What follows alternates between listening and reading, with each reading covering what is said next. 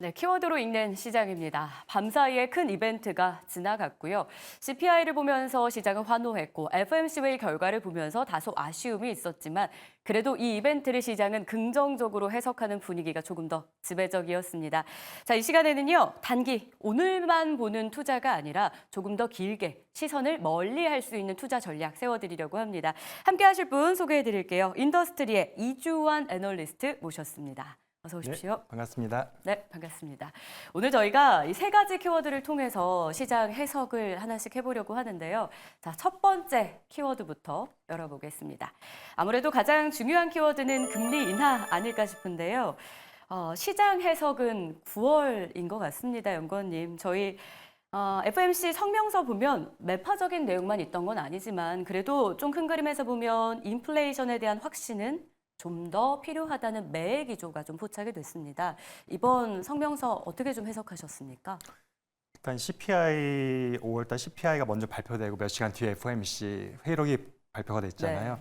그래서 사실은 그 사이에도 약간 주식시장에서 온도 차이는 조금 있었던 네. 느낌이 들고요. 월가에서도 그렇고 처음에 CPI가 3.3% 나왔을 때만 해도 굉장히 물론 주가는 여전히 이제 상승으로 마감을 하긴 했지만 상당히 긍정적인 신호를 보고 금리 인하에 대한 기대치가 많이 높아졌었는데 FOMC 그 회의록에서 마지막에 보면은 연말 예상하는 금리가 5.1%라고 딱 못 박으면서 그렇게 되면은 많아야 한 번 정도밖에 금리 인하가 없지 않을까라는 약간 실망스러운 분위기가 또 감지가 됐습니다. 그래서 어찌됐건 올해 안에 최소한 한 번 이상의 금리 인하가 있다는 건 기정사실화 됐다라는 거는 긍정적인 신호로 받아들일 수 있는데 두 번 내지는 최대 세 번까지 기대했던 시장의 입장에서 보면은 조금은 실망스러운 FOMC 발표라고 볼 수 있고요. 그럼에도 불구하고 시장 예상했던 것보다 CPI가 좀 약간 낮게 나온 것은 어쨌든 저희 주식시장 입장에서 보면은 좋은 신호로 받아들이고 있는 것 같습니다. 그래서 결과적으로 나스닥이라든지 나스닥도 사상 최고치를 다시 경신을 맞아요. 했고 시가총액 1, 2, 3위가 나란히 다 상승을 하면서 또 순위가 요즘 굉장히 1, 2, 3위 간에 엎치락뒤치락하는데 애플이 다시 엔비디아를 꺾고 2위로 올라서는 그다음에 장중엔 또한 일시적이었지만 1위까지 탈환했었던 이런 변동이 많이 있는 상황이었었고요.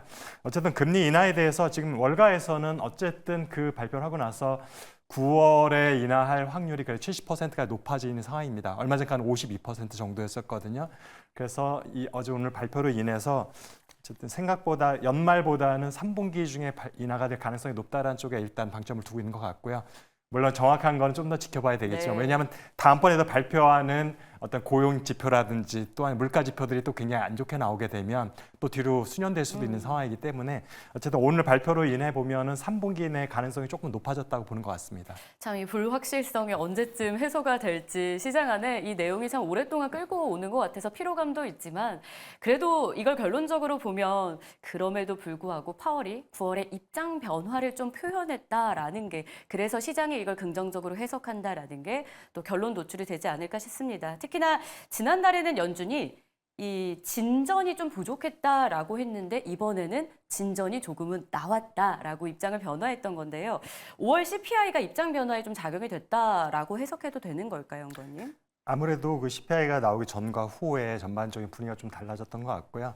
시장에서 전반적으로 3.4%나 조금 더 높은 수준을 예상했는데 3.3이 나옴으로 인해서 이제 어느 정도 물가가 잡혀가고 있다라는 시그널로 받아들인 것 같고, 근데 한 가지 좀 우려가 되는 거는 이 3.3%를 기록하게 됐을 때 가장 큰 역할을 했던 게 석유 가격의 네. 인하였었거든요. 근데 알다시피 국제 유가라는 거는 또 뭔가 지정학적인 리스크가 조금만 불거지면 다시 상승할 수 있는 그런 항목이다 보니까 이게 또 어떤 이슈냐 지금 뭐 우리가 중동 지역도 그렇고 우크라이나도 그렇고 아직까지 전쟁 상황이어서 이제 유가 변동이 크게 바뀌지 않는다라면 오늘 시장의 반응이 지속될 것 같지만 어떤 유가가 또다시 급등하는 상황이 생긴다면은 이게 또 미국 물가에도 영향을 미칠 수밖에 없거든요. 그렇게 되면 또 FOMC에서도 다른 뉘앙스의 어나운스먼트가 나올 수도 있다라는 우리는 좀 생각을 해야 될 것 같습니다. 시총 상위주들이 상승을 했다라고 앞서서 말씀을 주셨잖아요. 많은 분들이 시장을 보고 계셨다면 느끼는 부분이었을 것 같은데 1, 2, 3위가 나란히 또 급등하는 양상이었고 이게 나스닥 자체를 이끄는 요소가 되기도 했잖아요.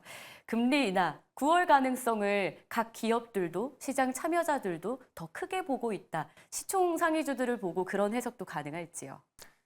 금리가 사실은 저는 그렇습니다. 주가가 이렇게 굉장히 미국 주식 굉장히 강세잖아요, 네. 최근에.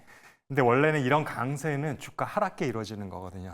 그러니까 주가가 아니라 금리 하락계. 네. 금리가 뭐 2%, 1%, 0% 금리 때 나스닥이 강세 이루어지는 건데 이례적으로 지금 아직도 주가가 5.5% 역대 가장 최고 수준의 높은 수준에서 주가가 강세가 되고 있다는 것이 어떻게 보면 시장의 미래를 좀 더 밝게 볼 수 있는 하나의 시그널, 모멘텀이라고 저는 보고 있습니다. 근데 기본적으로 이렇게 주가가 높을 때는 채권에 대한 투자자들의 선호도가 높기 때문에 주가 시장에 대한 매력도가 떨어지게 돼 있는데 불구하고 최근에 나스닥의 시가총액 상위 업체들을 중심으로 해서 강세가 이루어지고 있다는 것은 어쨌든 금리가 인하가 시작만 된다면 더 큰 모멘텀이 작용할 수도 있다. 이런 것들이 시장에서는 좀 미리 반응을 하고 있는 것이라고 저는 생각을 하고 있습니다. 결국 긍정적인 모멘텀, 시장이 일찍부터 받아가는 현상이다. 최소한 금리가 더 이상 높아지지 않는다라는 것은 기정사실화돼 있고 오늘 FOMC 회의록 결과를 보더라도 연말 금리가 5.1%를 찍었다는 얘기는 네. 분명히 하락을 최소한 한 번 할 거다라는 뉘앙스이기 때문에 거기에 대해서 시장 미리 반응을 할 수 있는 거죠. 네, 이렇게 해서 시총 상위들의 움직임까지 저희가 금리와의 연관 이야기를 들어봤는데요. 자, 다음 키워드를 통해서 시장 이야기 조금 더 확장해 보도록 하겠습니다. 두 번째 키워드는 반도체입니다. 진격과 반격의 사이, 사실 애플과 엔비디아가 시총만 놓고 봐도 엎치락 뒤치락 하는 모습이 간밤에 또 포착이 됐는데요. 애플이 일단 장중에 1위를 탈환하기도 했었죠.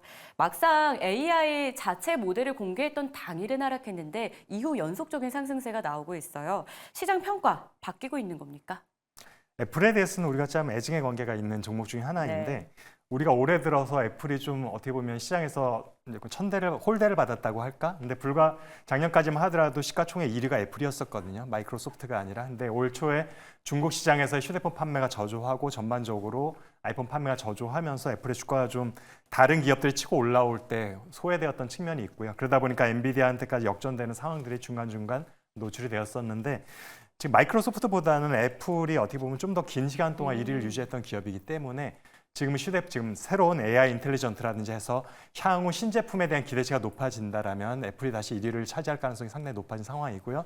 마이크로소프트 역시 AI에 대한 수혜주로 분류가 되긴 하고 있죠. 그래서 어떻게 보면 애플과 마이크로소프트는 서로 경쟁 관계이면서도 또한 애플이 잘 나가면 마이크로소프트 역시 또한 수혜를 볼 수 있는 입장에는 미묘한 관계에 있어서 시총 1위 경쟁이 굉장히 재미있는 상황인 것 같고요.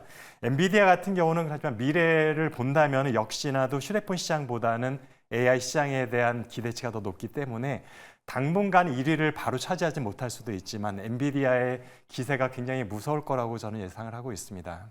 결국 그러면 AI가 이번 대화에서도 키워드가 좀 되고 있는 거잖아요. AI를 빼고는 이야기가 좀 어려운데 결국에 온디바이스 경쟁으로 이어지는 건지도 좀 궁금해요. 이걸 통해서 애플 쪽으로의 어떤 신규 고객 진입, 이 확보도 가능할 것으로 보실까요?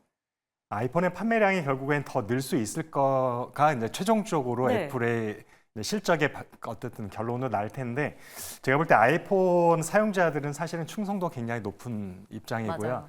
그렇게 봤을 때 AI 인텔리전트가 출시됐다고 해서 물론 기존의 시리보다는 업그레이드되어 있는 어떤 그런 퍼포먼스를 보여주긴 하겠지만 기존의 판매량을 뛰어넘는 수치가 나오기가 기대하기는 쉽지는 않을 거라 저는 보고 있고요. 오히려 그거는 이제 기존의 시장에서 본인들의 지위를 유지할 수 있는 정도의 역할에 그치지 않을까라는 생각을 하고 있는데 온디바이스라는 거는 자체적으로 갖고 있는 한계가 있거든요. 우리가 보통 이제 엔비디아의 칩을 할 때 호퍼 H100 제품을 많이 얘기를 하는데 칩 하나의 가격이 5천만 원이 되는 것들을 100만 원 정도 되는 휴대폰에 탑재를 할 수는 없는 거거든요. 그렇게 보면 결국은 휴대폰에 탑재될 수 있는 온디바드 AI 칩 성능 자체는 굉장히 로우 그레이드가 될 수밖에 없고 그 칩을 통해서 해낼 수 있는 퍼포먼스 역시도 우리가 네트워크를 연결해서 본격적으로 엔비디아 칩을 활용할 수 있는 데이터 센터를 활용할 수 있는 그런 AI 기능에 비하면 굉장히 초보적인 수준에 불과할 것이다.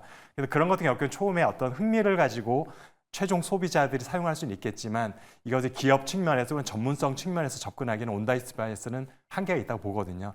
그래서 결국에는 온디바이스는 기존의 시장을 유지할 수 있는 정도의 역할에 그칠 거라고 생각이 되고 있고요. 본격적으로 AI 시장의 확대는 결국엔 데이터 센터 쪽이라고 저는 생각하고 있습니다. 네, AI 관련해서 계속 이야기를 나누고 있는데요. 사실 미국이 여러 가지 규제를 중국을 향해 하고 있지 않습니까? 그중 하나가 또 AI가 포함이 된 상황인데 나라 자체는 중국에 AI를 보내고 싶지 않아 하는데 애플은 또 AI 기술을 중국에 도입하기 위해서 노력을 한다라고 하더라고요. 어떻게 해석해야 될지 인텔리전스 중국에 도입될 수 있을 것으로 보십니까? 일단 애플에서 시도를 할 거라고 생각됩니다. 네. 지금 엔비디아 같은 경우도 미국에서 판매 중지를 하니까 그레이드를 좀 낮춘 제품을 중국 맞춤형으로 만들어가지고 네. 또 한동안 팔고 했었거든요. 애플의 입장에서도 아마도 미국의 규제를 취할 수 있는 정도로 그레이드를 좀 낮추는 제품을 중국 전용으로 해서 만들 가능성이 있고요. 미국 기업과 미국 정부의 입장은 완전히 다를 수밖에 없습니다. 미국 기업들은 최대 고객이 중국일 수밖에 없고 중국의 물건을 팔지 못하면 본인의 매출의 상당 부분을 포기해야 되는 상황이기 때문에 어떻게든지 미국의 정부의 규제를 피할 수 있는 우회로를 마련하려는 것이 기업의 입장이고요. 그래서 결국에는 기업들의 노력들과 정부에 해서 숨바꼭질이 될 것 같습니다. 정부에서 어떻게든지 규제 장치를 마련하면 미국의 IT 기업들은 그것들도 피해갈 수 있는 우회로를 마련하는 곳에 어쨌든 많은 포커스를 할 것 같고요. 이런 것들이 계속 반복돼서 우리는 결국에 기업들은 비즈니스 측면에서 접근할 수밖에 없다는 거. 이것이 우리들 결국 핵심 포인트인 것 같습니다.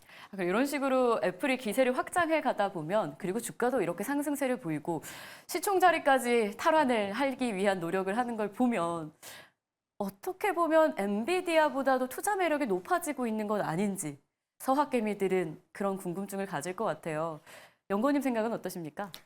이게 엔비디아도 그렇고 애플도 그렇고 얼마 전에 뭐 마이크로소프트도 그렇고 본인들이 어쨌든 연례 개발자 일을 한번 하고 나면 약간 그 컨퍼런스 효과라는 게 있어서 한동안은 주가의 강세를 보이는 측면이 있는데요. 일단 우리들 중장기 측면에서 본다면 결국은 애플의 메인 프로덕트는 아이폰이나 아이맥 같은 패드 같은 결국은 모바일 컴퓨팅 시스템들인데 어차피 모바일 컴퓨팅 시스템의 시장은 이미 둔하게 접어들은 지 오래되었고 폭발적인 성장 기대할 수 없는 품목이라는 것이 일단은 반목을 잡을 것 같고요. 그에 비해서 엔비디아 같은 경우 주력하고 있는 AI 시장은 아직까지도 시장의 초기 단계이다. 그 얘기는 아직도 시장이 둔화되기에는 굉장히 먼 시간이 필요하다. 한동안 성장세가 유지될 수밖에 없는 품목이다라는 거. 그래서 결국에는 메인 프로덕트의 어쨌든 시장에서의 그 수명이라고 할까, 라이프 사이클이 다른 위치에 있기 때문에 그래서 애플보다는 엔비디아 쪽에 손을 들어주고 있는 거죠. 자 그러면 좀 결론을 좀 도출을 해봐야 될 것 같습니다. 저희가 글로벌 이슈, 글로벌 기업들 영향을 사실 많이 받을 수밖에 없는 국내 증시인데요. 그렇기 때문에 이런 내용을 토대로 과연 국내 증시 안에서는 AI 생태계, 진짜 수혜주가 누굴지 이게 세 번째 키워드가 되겠습니다. 연구원님 보시기에 AI 생태계, 국내 반도체주 안에서는 어떤 쪽에 손을 좀 들어주고 싶으신가요? 사실 안타깝게도 결국엔 TSMC가 가장 큰 수혜를 누리고 있는 입장은 네. 어쨌든 어떻게 되었든 그 칩은 파운더리 업체에서 만들어야 되는데 우리나라에는 삼성전자 외에는 그렇다 할 만한 규모가 있지 않고 그다음에 DB하이텍 같은 경우는 그보다 레거시 제품을 주로 취급하기 때문에 이런 선단 제품 쪽에는 기술을 갖고 있지 않고요. 그래서 삼성전자 역시 지금 TSMC와 비교했을 때 고객의 입장에서는 상당히 많은 외면을 받는 입장이다 보니까 그것을 대체할 만한 어떤 차순위를 찾아야 되는 상황이잖아요. AI 수혜주 가운데 여전히 SK하이닉스가 여전히 주가가 계속 상승하고 있는 거는 HBM은 아직까지는 한국 기업들을 대체할 만한 기업이 없다라는 거. 뭐 마이크론이 만든다고 하지만 시장 점유율이 10%도 안 되기 때문에 결국에는 삼성전자, SK하이닉스 동무대가 한동안 될 수밖에 없다라는 거. 그다음에 지금 HBM은 역시도 본딩 기술이 중요하다. 패키징 기술. 그래서 한미반도체가 여전히 최고가를 계속 갱신하고 있는 걸 보면은 후공정 쪽의 기업들, 장비 업체들 가운데 독보적인 기술, 삼성전자, SK하이닉스에 납품을 시작한 기업들은 여전히 수혜가 있다고 예상이 되고 있고요. 제가 볼 때 이전에 우리가 드러났던 기업을 제외한다라면은 HEM 전용 테스트 장비를 만드는 기업들이 있고요. 네. 그 다음에 결국에는 TSB라고 해서 관통형 전극이 있는데 이게 D램에서는 이미 오랫동안 사용이 됐지만 낸드에서 사용이 돼 왔지만 D램에서는 HBM을 사용하면서 이제 중요해지기 시작했는데 D램은 굉장히 복잡한 구조를 갖고 있기 때문에 먼저 낸드에서 사용이 됐던 건데 복잡한 캐패시턴스가 있는 D램 구조에다 TSB를 잘 만들어줄 수 있는 애칭 세정 장비 업체들도 저는 앞으로 유망한 섹터라고 생각하고 있습니다. 알겠습니다. 이렇게 해서 저희 시장 안에서 과연 국내 수혜주는 무엇이 될지 반도체와 AI 시장을 이끌어가는 핫 섹터에 대한 구체적인 이야기 나눠봤습니다.